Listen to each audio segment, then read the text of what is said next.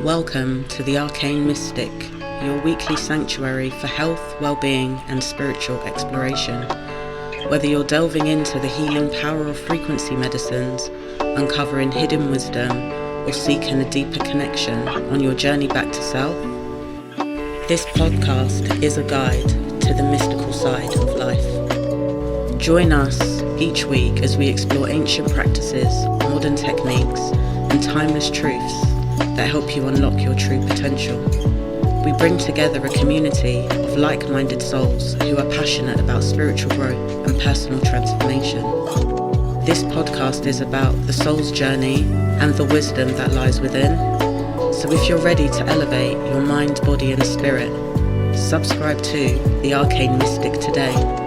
Let's awaken the inner mystic and embark on a journey of discovery together. Remember, the journey to self is the most powerful journey of all. Hello, and welcome to this broadcast of the ArcaneMystic. I've been a bit quiet for a bit because I've been working in clinics, which have been really busy, homeschooling, now that we're back to school, making up remedies and doing lots of weird and wonderful things. And today I have the honour of having Kate and Neil from Hare and Hawthorn. And they do lots of different things. One of the main focal points is fairies, but they do lots of other bits. So, hello, welcome, Kate and Neil. Hello, Um, Elona. Lovely to be here. Really, really great stuff. Lovely to have you on the show. And just so that people know a little bit about yourself, Kate, can you tell people a bit about you and what it is that you do?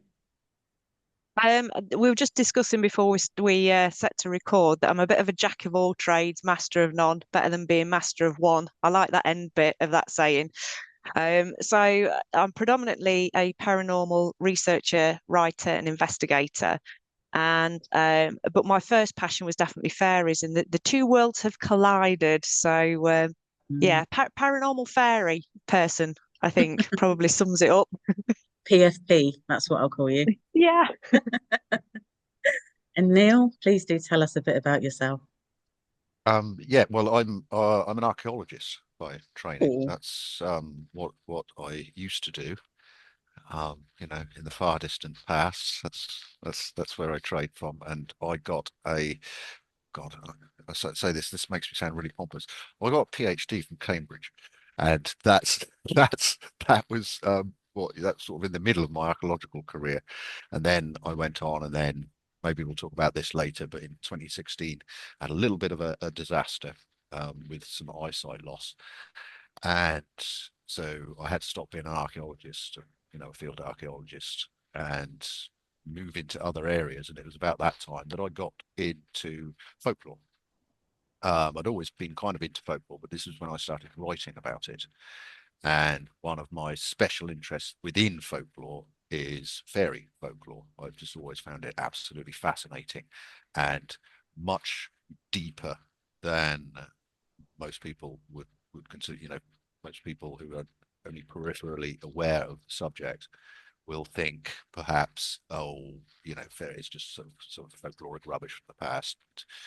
Gullible people believed in the fairies so much deeper than that, and I soon started to realize that when I started writing about it in 2016, and I am still writing about it. I have a blog site, and that's where the main corpus of the work goes. So yeah, in a nutshell, I've kind of transferred from being an archaeologist into a folklorist, even though I have no formal training in folklore. I have formal training in archaeology, but not folklore. But that's kind of what I consider myself these days. that's fascinating. Absolutely. And it's funny how something that could feel that was quite big at that time, I don't know how you took not being able to do archaeology anymore, has led you onto a completely different path, but one that is still of fulfillment in one way or another. Yes, And yeah, no, that's right. It's at the time it was a disaster. It was a very traumatic time for me. I always say 2016, when people think back to 2016, they usually think Brexit, Trump. When that was happening in 2016, I was so focused on just surviving that all kind of passed me by. So all the things that happened in 2016, my life was very different, and it has changed since. But like, as you say, sometimes these traumatic events, massive changes in life, are there. A Christian would say it's God given. That's, it's God giving you a signal to say, well, that's that period of your life over now. Onto it. Yeah. And I always say that to people when they say to me, Elona, what am I supposed to be doing next? I always say to them, ask yourself, what's my new adventure? What's coming up for me now? Where can I put my energy? And coming back to Kate, did you start off in fairy, or how did you get onto this path that you're on at the moment? Um, I think the fairy belief has always been there. I always had the notion that they weren't sweet little things, and I always knew that they were other, whether that be fairy or ghosts or spirits, and I never really questioned it to the point where it absolutely terrified me because I understood that it was there. I didn't really have childhood experiences. There's a lot of colleagues, especially within the paranormal community, who start their journey fairly early where they're seeing spirits or they've had some kind of weird interaction. That didn't happen until later on for me. The paranormal part of it came about because of my fear, and I reached a milestone birthday, and I was discussing how to mark that birthday. I'd never marked a birthday before, but I decided it was one that I wanted to remember. And discussing it with my brother, we talked about bungee jumping. Can you imagine me bungee jumping or jumping out of an aeroplane or, all the things that people do, going surfing with sharks. And he asked me, what really frightens you? And at that time, it was koi carp fish. And the thought of getting in a pool with koi carp fish just made me gag. So I thought about it again, and it was poltergeist activity. So I decided to go on my own with a team, but on my own for a weekend away in a very haunted castle. And that kind of sparked something. And you were saying about that, what's my next adventure? I didn't even need to ask that question. I put it out into the universe and said, this is what I want to do. This is what I want to put my focus in. I got it back in bags full. I started off in a small team. Within 6 months, I was in one of the country's largest paranormal teams. I've gone out to do conferences, been on telly with it, been on radio. It was just like, the more I said yes to experiences, the more experiences got bowled my way. And it's taken on a life of its own. It's been an amazing journey. Absolutely fantastic. And well done you. And the thing is with it, I always say to people, fall into the fear. Whatever it Yeah. is that you're scared of, just fall into it because I'm sure there's something at the other side of it. I used to be scared of the dark.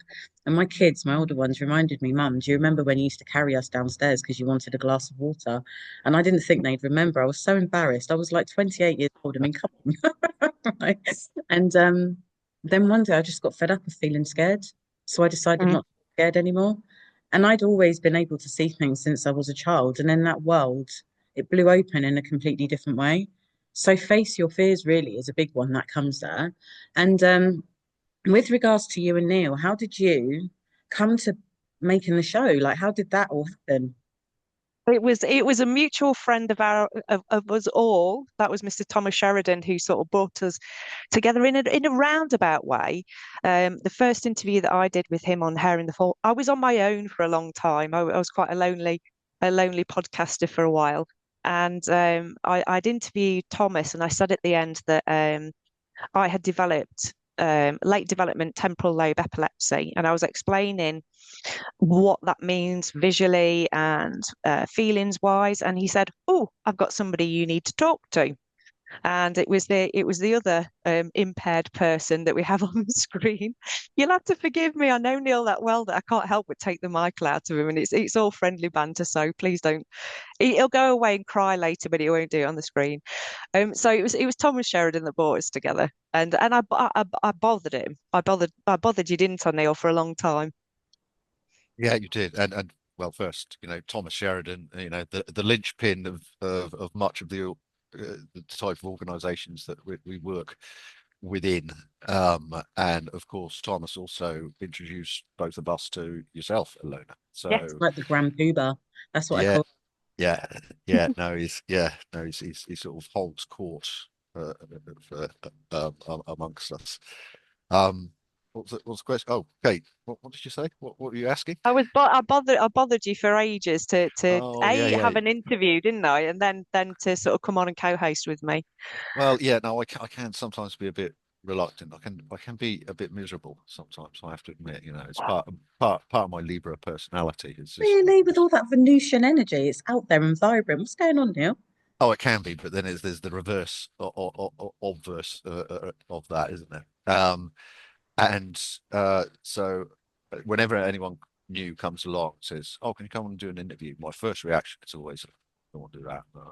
I've got other things to do."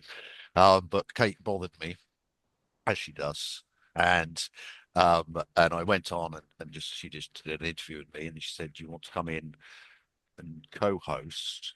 And at the time, it was just for one episode with a chap called Professor David Luke, who's at Greenwich University. Absolutely fantastic. He does his main thing is looking at psychedelics and the effects on the persona of psychedelics. And his special thing is methylphenidate, DMT.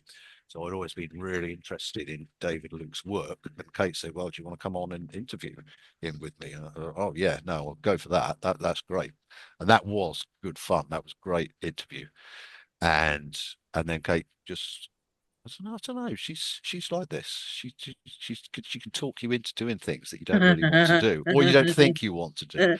And before I knew it, I was co-hosting on Hare and the Hawthorn with Kate, and that was 2.5 years ago, I think. I know. And we've done dozens of interviews with guests since, yourself included, Alona, but then we also just sometimes it's just the two of us chatting almost exclusively about fairies and the fairy phenomenon, but sometimes we'll go off topic. And so there are dozens and dozens of interviews and us talking on podcasts and Hare and Hawthorn, and it's been like I say, 2.5, probably almost 3 years now, and that's which is never ceases to amaze me. It's like it seems like it's a few months ago. No, it's not. It's 3 years ago. But it's been a journey. It's a great show. I had a look through at some of the stuff. Like there's interviews on there with regards to fairies, but you've also got other things like I was having a look at remote viewing. That was one of the ones that came up, and I found that fascinating, that interview that was there. The fact that Kate also has worked with the police doing that kind of work. Um, and also the haunted houses, which we'll go into in a bit, which I found really, really interesting as well. And one thing I do want to know with the archaeology, Neil, when you started off doing that, you obviously ended that, but have you found that with that job that there's been an overlap into what it is that you're doing now? Transferable skills. Oh yeah, without a doubt. In the biggest thing is obviously when you go to university, especially if you do a PhD, it's all about research. How do you research? What are the skills for researching? And that can be applied to any topic. Archaeology, history, folklore. It's the same kind of thing. Um, uh, Obviously they're different topics, but the research skills remain core to what you're doing. And so obviously that could transfer across. But I was very always even when I was doing my degrees in archaeology, I was very interested in the folklore, and I wanted to apply. Most specifically, looking at prehistoric sites in this country, round barrows, long barrows, stone circles. There's an enormous amount of folklore attached to these sites. And when I was doing my archaeology degree, I wanted to include this in essays and in my thesis.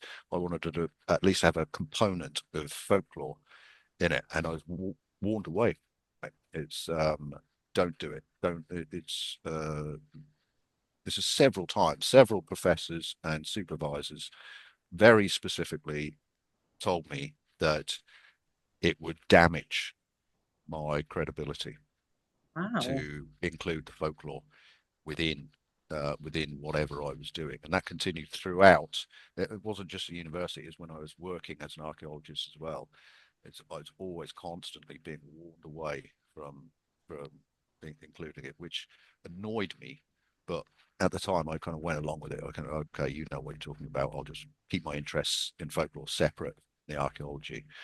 Um, and whereas since I've kind of escaped from the constraints of academic archaeology or working archaeology, I've been able to integrate the archaeological information and the way my knowledge and the research that I've done into archaeology and integrate it with the folklore in whatever way I want to, because I'm not beholden to anyone. It's, you know, I don't need an academic grant for anything. I can say whatever I like. Sure enough, you know, I'll often write about prehistoric sites, for instance, and the folklore attached to them and how interesting it is and how it actually means something. And I think, you know, so in some ways I've been given a bit of freedom since leaving the, you know, the tight constraints of archaeology. It's really interesting. So you had that, what felt like a disaster, which has opened up a new doorway. Kate faced her fear, and now that you've kind of you went into that and this whole world opened up for you.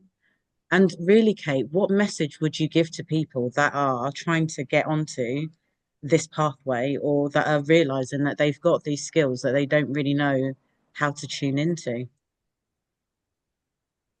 I think the first thing is find out what you're afraid of. And the second piece of advice is the first tool that you need in your kit is know how to protect yourself. Whether you're doing astral work, whether you're doing bubbles and unicorns work, whether you decide that you want to be an exorcist and work with demons, whatever the choosing is, when you're outside the realms of the material, you become a beacon of light, no matter what choosing that you want. And that beacon of light attracts everything. It's not just the light it attracts back. It's like you know, you can open yourself up way too much. So I think the first thing is learn how to protect yourself, learn what it is, and make sure that you have the strength to step into that. Make sure that you're strong mentally to be able to step into that, because any chinks they will be found. And if you're not ready to go through those kind of being pulled through the hedge backwards, it's gonna ruin you. So definitely, you know, make sure that you're central, strong, steady, ready, and you know how to protect yourself. Amazing. That is really sound advice. And with regards to the fairies and working with them now, do you feel that they help you, or do you feel that they've become almost like alliances in the work that you're doing now and have maybe guided you in some way into the bigger picture of things at all? I always say that I'm used by the fairies. I don't say I never went out to seek to work with them. I do warn people off having fairy altars. I warn them off from calling them in unless you know specifically what you're after and who you're after it from. Mhm. I liken it to, you know, opening your front door and shouting onto the street, does anybody want a gin and tonic? You know, you don't know who you're going to get back. Just because they like gin and tonic doesn't make them good people. I don't know what drink would actually. Maybe a good cider, eh, Neil? Maybe that would make him a good person. Yeah. So, sorry, what was the question? I was being distracted by his goblet then. So just people that are wanting to kind of get into this way of working, what advice would you give to them, really? Yeah. Yeah, I think in terms of fairies, working with fairies is something I think that you have to be incredibly knowledgeable about. And again, you have to be very steadfast in knowing what you want and knowing that there is always payment, there is always a payoff, there is never a freebie with this. So, like I say, I warn people off putting altars in the house. Even welcome mats. You know, that whole having a mat that says welcome on it. It's like, is that everybody? You know, are we welcoming everybody into the house? It's a, you know, magic is a wonderful thing and all around us, but we kind of get tricked a lot of the time to just playing into magic that is detrimental, massively detrimental. So being aware, I think, is top of the list is being aware. That's amazing. And Neil, thank you for that, Kate. The other thing that I was going to say, you know, when you did the archaeological stuff, you still had extrasensory perceptions, would you say, or not? Or did you realize that you had them during your time as an archaeologist or after when you started doing the fairy stuff? A little bit of both, actually. I wouldn't say I would never describe myself as having extrasensory perception.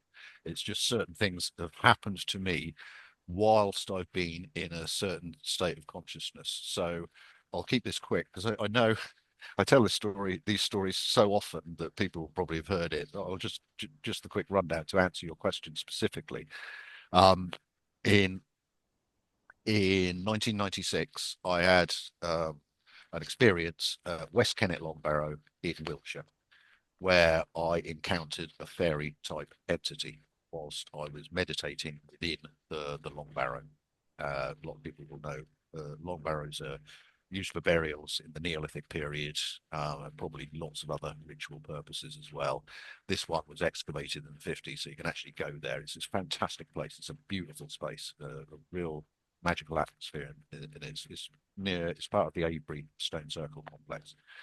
So summer of 1996, when I was, what was I doing? I was second year of my undergraduate, and I went there alone and meditated, and a fairy type entity turned up. I wasn't asleep, or wasn't, some people, a rationalist might describe this as an hallucination. Whenever you hear someone describe something as an hallucination, it's a get out. It's just to shut the conversation down. Oh, it's just an hallucination. No, it wasn't an hallucination.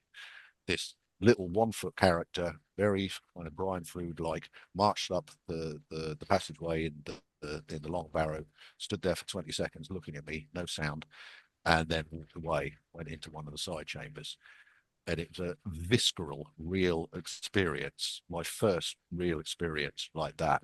And it was one of those ding dong moments where you think, reality isn't what I might have thought it. I might have read about all these kind of experiences, but it's only when it happens to you gnostically that it's boom.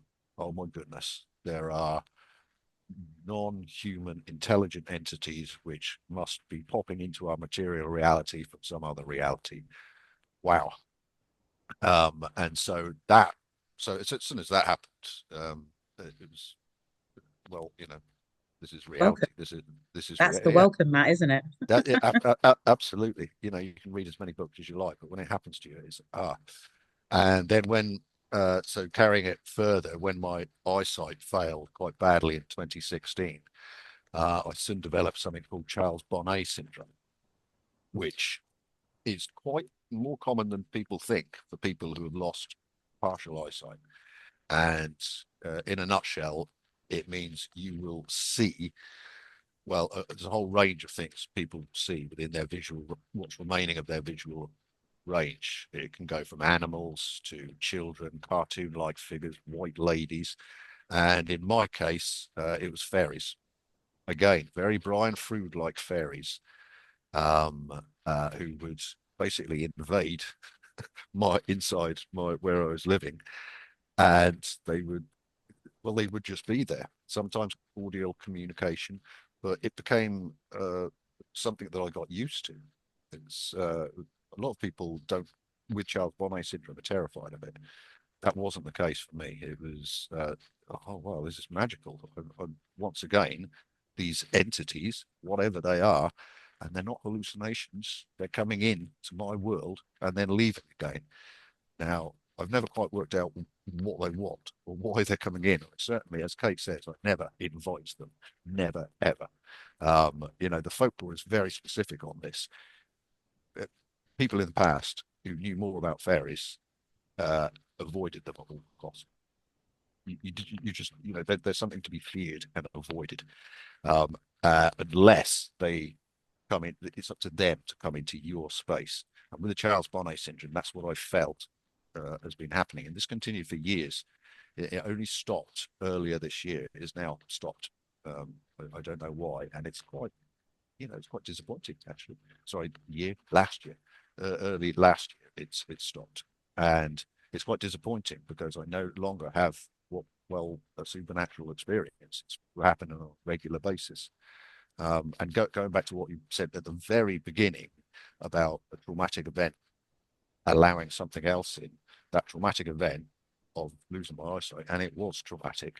And when these started turning up in my cottage in Somerset, where I lived at the time, there was part of me thinking I'm going insane because of the trauma level. But I soon worked it out that no, this is Charles Bonnet syndrome, and enjoy it. And I have enjoyed it, and it's been quite disappointing when it ended, to be honest. Fascinating story. And then going back to Kate, in that circumstance, I take it, Neil, that when you were there, it didn't feel like a not a nice energy. It was just there. The moment happened, and then off it trotted, right? Yeah, no fear. Yeah.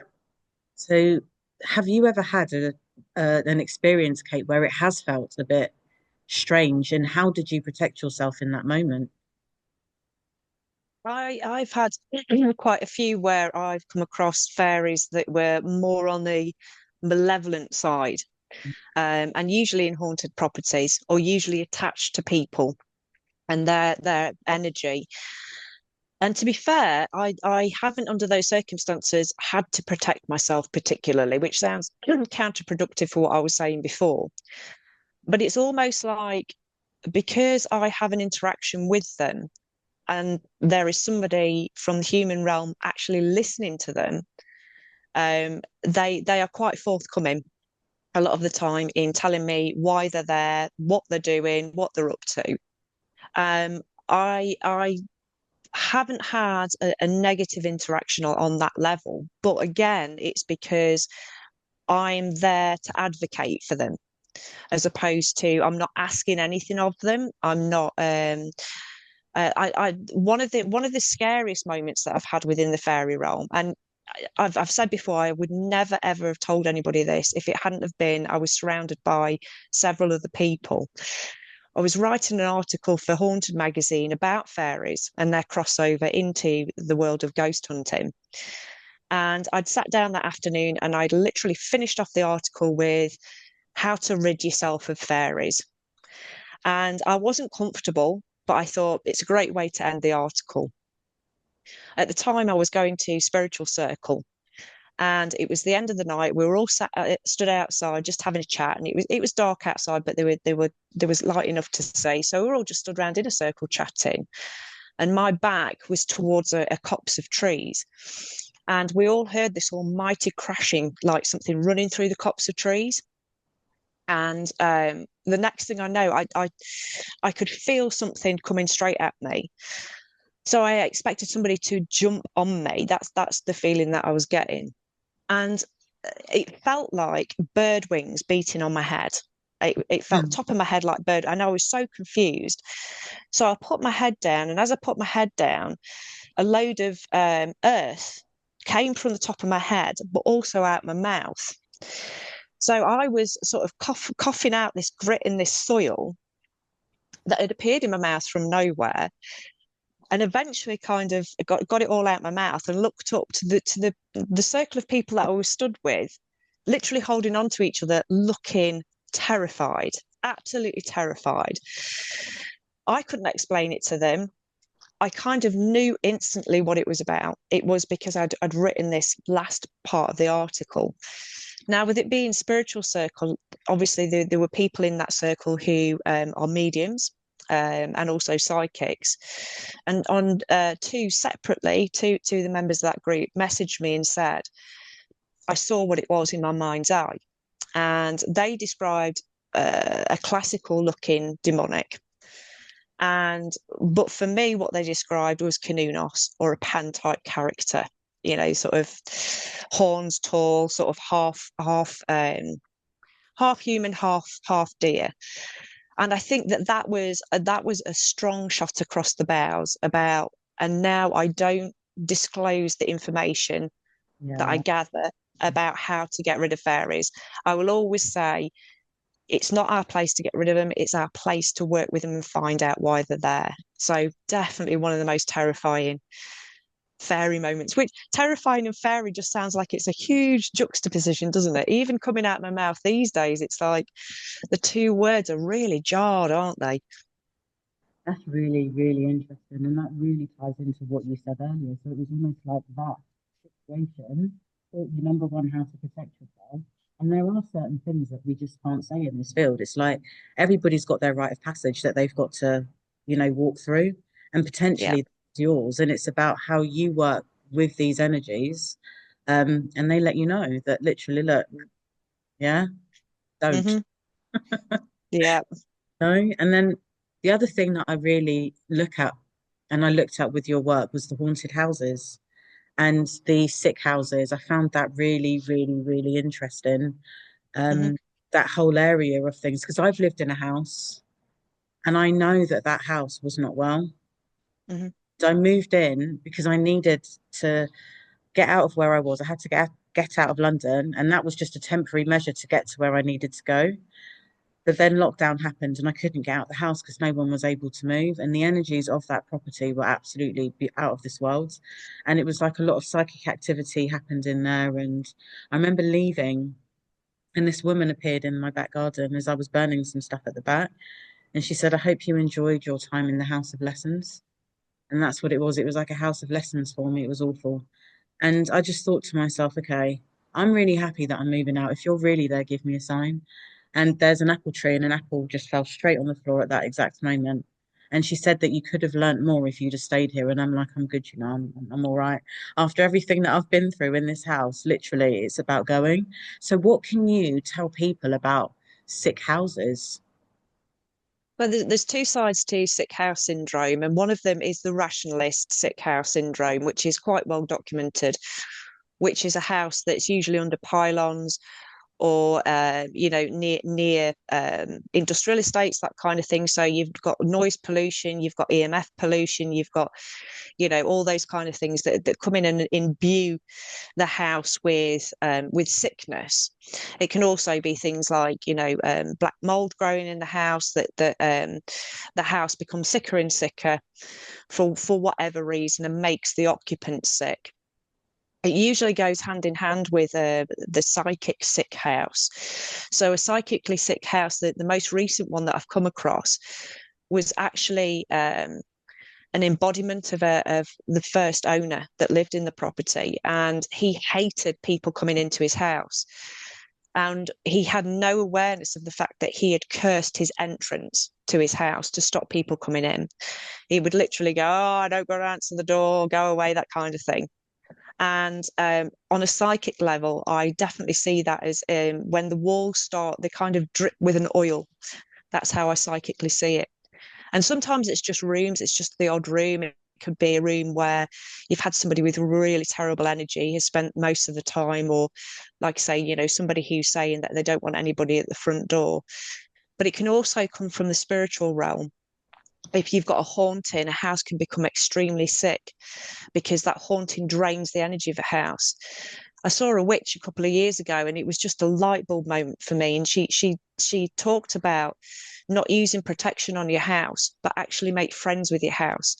She said if you protect your house, put things on your windowsills and your door, what you're protecting against is actually going to be attracted to that.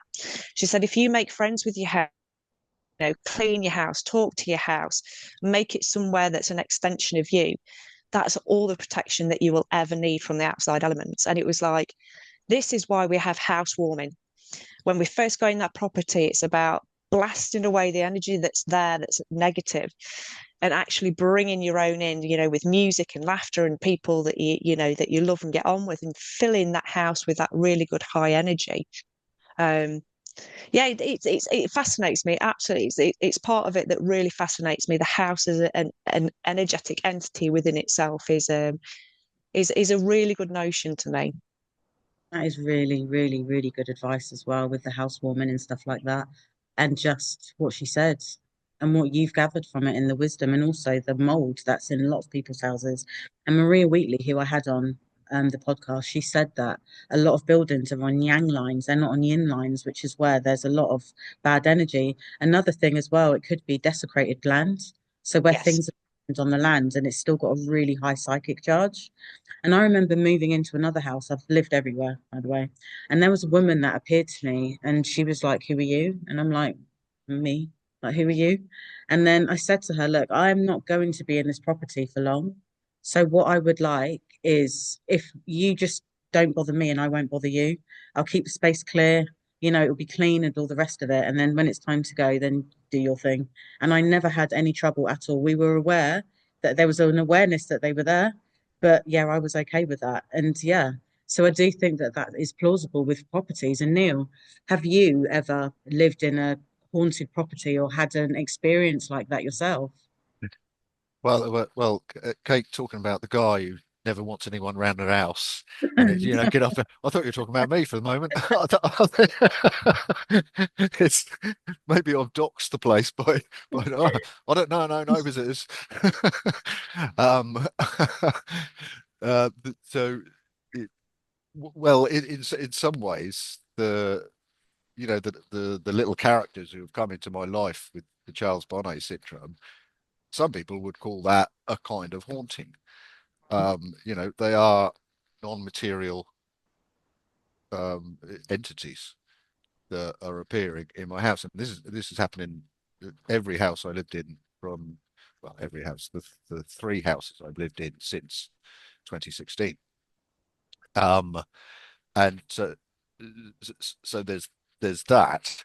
Um, my in terms of the property, what Kate was talking about, you can mention the theory, the stone tape theory, where a house, any not just a house, any kind of building or landscape can absorb um, human and animal feelings. So, for instance, a battlefield might have a very low vibration rim resonance. I've felt that a few times. If you go to Bosworth Field in Leicestershire, where that was the last battle of Richard III in 1485, and the energy there is just abysmal. It's just, oh, you just want to get out of the place. It's quite a beautiful landscape, but it's like, nah, don't want to be here. And in terms of where I've lived, I'm afraid to say that where I live at the moment, I think there's some kind, whether I'm infesting the building with my own negative energy, or whether there's something here before, or a mixture of the both. I don't know, and it's I'm not going to go into too many details, but it's not good. It's not a good energy in this place at the moment, and I've been trying to work on things to just move that energy on. Mhm. It's not it's not hauntings. It's I see shadow shapes sometimes, but it's nothing sinister. There's just a depressive feel about the place. And so the obvious thing that you would say, well, why don't you move out? But it's Mhm. not quite as simple as that. But so not specifically, as Kate was talking about, a specific haunting, or yourself with the woman. I don't directly communicate with them apart from the Charles Bonnet syndrome characters. But I don't, that's not a bad feeling. They've always been positive, always. Never been any fear, never anything bad. It's always been a positive thing. And I think partly because they stopped turning up in spring of last year, that's been a problem. So that and maybe they were purifying the environments I was living in when they were turning up, bringing the resonance from their non-material reality, whatever you call it, into mine, and cheering everything, firing the vibrations. Whereas now they've gone, it's it's got to slump down. Sorry, I put everyone on a downer, haven't I?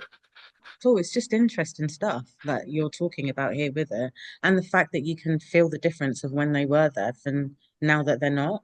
And maybe there's little tools that you could use, like for instance, essential oils, or just like happy smells, or things in nature, or you I know, have tried. I have tried lots of things, but it doesn't seem. It always seems a bit superficial or does it? to be doing that. It's something. There's something deeper you need to get under. It's no good sort of Mm, waft in sage sticks about. It's about something deeper metaphysical level that needs to be sweet. And You think it's accidentally activate within you or something that, yeah, yeah, yeah, 'cause it seems that you have on your journey, you've had loads of kind of weird and wonderful things happening. And it's always something's ended and then something new's being reborn. But I always call this bit the buffering, where it's not quite here yet, but maybe on its way.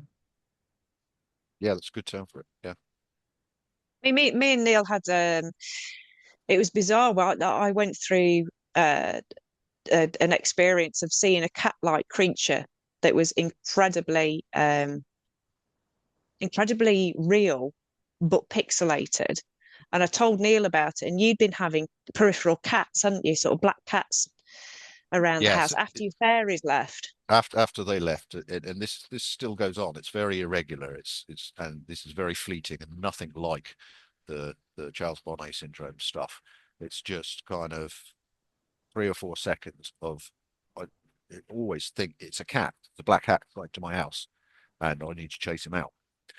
But it's not. It's some kind of shadow, and I wouldn't say it's malevolent, but it's not. Kate will describe something that's malevolent for her, but for me, it's it's just a bit of an annoyance, and definitely no replacement for the happy chappy fairy folk who used to turn up. This is just a bit, all right, what is this all there is now? This isn't good enough. It's quite mysterious, and I like mysterious things, but what are you telling me? So, yeah. But Kate's is a little bit different. Yeah, I get that. And you live quite close to places where the ancestors would dwell anyway, right? You live in quite an old area. Who? You. Me? No, Yeah. not anymore. I used to. When I lived in Somerset. No, I live on the Wirral now. Okay. So, and there's not Wirral's can be quite a weird place, not always in a good way. And Liverpool is certainly, charged, psychically charged, Liverpool itself. But I live over the river from Liverpool. No, I used to live when I lived in Somerset. When the fairies started turning up in 2016, I was in a cottage in the middle of nowhere in Somerset, which was brilliant. But I don't live there anymore. Good. Okay. Now, thank you for that, Neil. Now, Kate, your book. Please, can you tell us about your book? Well, this again is connected between me and Neil and lots of rafts of other people that we all know, which is always fantastic. So me and Neil and a few others were asked by Dr. Simon Young to write for a collective of essays he was putting together about the case of the Woollerton Gnomes. And I was writing my part of the essay. I always found the case incredibly ridiculous. And I remember reading it as a teenager in 14 times about these kids who had come across these gnomes in a local park. And I remember thinking, what a load of tosh, and putting it to one side. But as I was researching it, I kept getting loads of different questions in my head that obviously in an academic sense that you could never answer. There were things like these gnomes turned up in hovering cars. So the question in my head was, well, why were they in cars and why were they in hovering cars? So there were questions like that coming up as I was going deeper into the research. And I don't know whether we just finished writing for the book or not, but I messaged Neil and I said, I've got a title for this. I'm thinking about writing this book, and I've got a title, and I think it's ridiculous, and I don't like it, but I'll run it by you. And it's The Woolly Snots. And you didn't mind it, did you? I was hoping that Neil was just going to go, that's awful, Kate. Just knock it on the head. That's an awful title. And I think once I accepted the title, I started writing this book, and it took me 7 days. I sat down and hand wrote it within 7 days, which I haven't written that much since I was at university. Let me tell you, it was a bit of a task. But again, I do say that I was used by the gnomes. I felt like I went often into a trance-like state where I wasn't even looking at the paper. My eyes were flickering like I was watching a TV screen with a movie going across it. And I would every now and again look up and think, so why did that happen? Or what happens next on this journey? And bash, the answer was there. So I don't, well, I take credit for it, obviously, but I don't feel like I should fully take credit for the process, because it was coming from somewhere completely that wasn't me. another friend of ours, Rob Wildwood, read it, and Rob he's somebody I look towards, like Neil, who will give me the truth without bells on it. And I said, so what did you think about the book? He said, are you sure you wrote it? It doesn't sound like you at all, which I took as the highest accolade ever, you know, because he was basically saying it's all right. So that was good from Rob. It was a serendipitous experience from start to finish. I ended up the way it was published just really sums up the whole experience. I was on the phone to Reverend Lionel Fanthorpe's agent. I was getting him on the show, so I was going through his agent. Hit it off straight away, and we were on the phone, I think, for about 3 hours, and we were just chatting about this and that. And he said, "Oh, I better let you go. What you know? What have you got on? What you been up to?" And I said, "Oh, I've literally written this book, and I'm looking into self-publishing." And he said, "Oh, I've got a publishing house. We do that." And I was like, "Okay." And I sent it, and I sent him a breakdown of, and he said, "Oh, no, we're not taking on any more fairy stories. It's saturated. The market's absolutely saturated since sort of Harry Potter and that kind of thing." And I said, "No, this is a true story." And he suddenly went, "Really?" And I was like, "Yeah, it's embedded in a true story." But it was just an amazing experience from start to finish. I'm halfway through the it's not a sequel, but it's a side quest. So I'm halfway through that at the minute. The same thing's happening really. I just keep saying, "Well, what's going to happen next, guys?" And I get this dump of an image in my head of where we're going. So yeah, it's good. It's fun. It's good fun. And where can people find your book?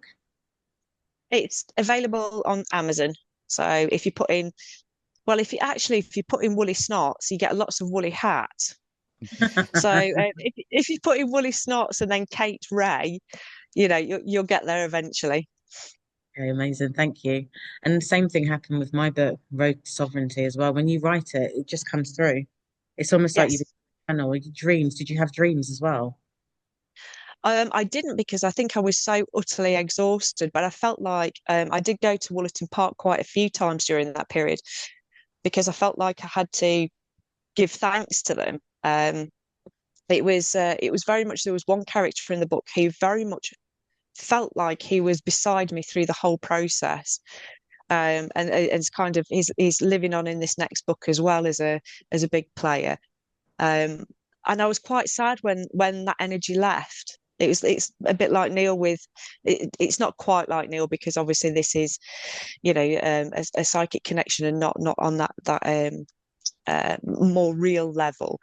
But I felt quite sad that and we'd done some work as a collective, myself, Neil, and Joe Hickey Hall, where we'd been going into Woollerton Park twice a year or catching up once a year and doing further research. And I think we all forgot, didn't we, Neil, to kind of introduce ourselves to them and whatnot. And I think that was partly my fault because I felt like I knew them so well. And apparently, again, it was Rob Wildwood who said, the names are pretty pissed off that you guys have come in here and not told them why, and we all kind of went, "Oh yeah, that might have been a thing." Yeah. It's a big one, isn't it? And it Yeah. is it's about going into a space, announcing, just saying thank you, is it, and asking permission. Maria also Yes. as well. So thank you for that. And yeah, please, people, buy the book. And Neil, you said that you write. Where do you write? Oh God, well, I bet. Hold on, this is going to turn into a disaster. Let me just pick this up. Neil had two books of his fantasy Bring it books. on. Bring it on. Fantasy, yeah, Oh non God, I should have had this prepared earlier. So if you want to find out where my writing on the fairies, the easiest place to go is my blog site, which is called Dead But Dreaming, and just Google Dead But Dreaming, and it's always the first or second up. And so I think there's nearly 80 articles now that are up on that site, mostly by me. Sometimes I'll have a guest author, and covering a range of topics, but all things fairy related. And I write for magazines and other websites as well, but you can find everything kind of consolidated on there. But I've also written 2 novels. So the first one, those Pink Floyd fans will recognize the title, Set the Controls for the Heart of the Sun.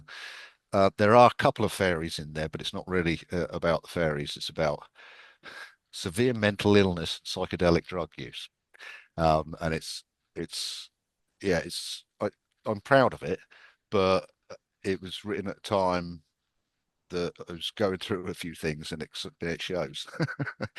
And it's not for everyone, but you know, it is what it is. But my most recent novel is same name, slightly confusingly, as the blog site Dead But Dreaming, and those people who know H.P. Lovecraft will realize that Dead But Dreaming is from is Cthulhu, series of stories. And Dead But Dreaming is set in 1970. A young folklorist goes down to the West Country to study the fairy folklore in 1970, staying at a building next to a psychiatric hospital, and all strange things start to occur, and of course the fairies turn up. It's not a fantasy novel. It's you know, it's a very based in 1970s reality, and what happens to these people when their state of consciousness is altered and allows the fairies into their reality. So that's that's my most recent book, and am I proud of it? I don't know. It's good, you know. Could be. It is a good read. It Yeah. is a good read. I'm Occasionally, I'll read a chapter in it and think exactly what you two were talking about it just a moment ago. I'll just open it and read a chapter. And I'll think, did I write that? Yeah, it's What crazy. did you know that I cannot remember writing it, and again, it doesn't quite sound like me. It's so like when I'm writing an academic article. So, you know, especially when I've been writing history or archaeological academic articles for journals. It's as dry as dust, and I know how to do it. You know, everything's referenced within an inch of its life. It's the way academic articles have to be. That's how it is. And but compare one of those to the writing in here, and it's like just two different people doing it. It's yeah. So there you go. Everyone should definitely go out and buy a copy of Dead But Dreaming. Unfortunately, Amazon is where it sells most, so you know, we have to live with the behemoth. Amazing. Well, thank you guys for coming on the show. I think it's been really wonderful. I've really enjoyed speaking to both of you. We're going to have a seven moment now. Okay. Neil and Kate, what's in the box? Oh, what's in the box? Are we Oh, going to do this? Are we going to do a reveal? Oh no, you've put me on the spot for where I've put the box. Oh, no, I can't find it. Both Shall I froze there for a second. Yeah. Oh, I don't know where I've put the box. I actually hid it away, so I Oh, thought I'd put it we're going to have to on my watch the altar. next show now to see Oh what's no, no, going no! on. You got it. I found it. I found it. I found it. Right, Elona, what did you think it was? I didn't, but What do you think? Yeah. square Oh, shape. That's what I'll go with. I'll just go with a square shape. You've put me on the spot. so there were a lot of people who were saying things that I thought, oh yeah, that that's not far off it. So one of the things that people were saying was feathers, and that's not far off. So I'm going to show you Hmm. what's in the box is a dragon's eye. Wow. So a lot of people getting the colours and obviously the feather shapes. I thought that was really interesting, and triangles. People getting triangular shapes out of it as well. So I'm yeah, gonna it's a bit of a square shape though. yes, it is. It is. I mean, well, if you can't put it, yeah, at the back, it's probably more. Yeah, well, squarish. I'll give myself Yes, half a brownie point. you should definitely. There you go. Thank You've had an exclusive. Really enjoyed that. Thank you. So people can find you on YouTube and your show is called Hair in the Hawthorn. Amazing. And they've got loads of great shows on there. You've seen their books.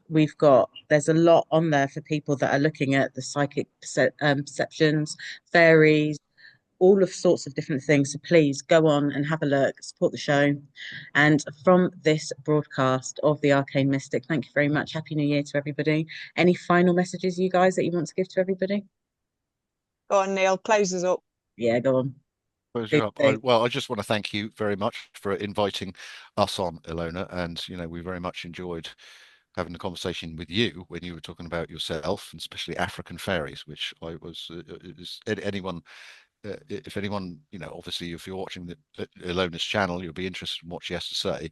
And whereas now she's interviewing us, obviously, so we've been doing most of the gabbling. If you want to see it the other way around, go to the interview couple of months ago with Elona, where she's talking about not just African fairies, but a range of subjects. It was great, really, really great interview. So thank you very much for inviting us on, and I really hope people appreciate what we've had to say. Thank you. Amazing. And thank you to Mr. Media for allowing me to use the studio space. So have a great time, everybody, and speak soon. And please subscribe. Ciao.